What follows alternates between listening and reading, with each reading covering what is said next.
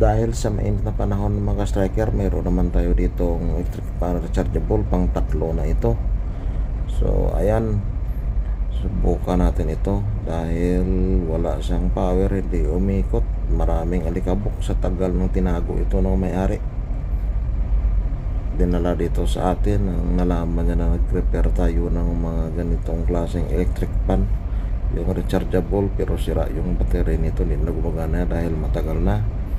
Yan, mabuksan na natin siya. So ito lang yung ginawa ko dito, lininis lang yung kanyang switch, tapos yung mga parts niya na pinalawang, pinalitan ko lang yung mga resistor. Ganyan lang gagawin nyo.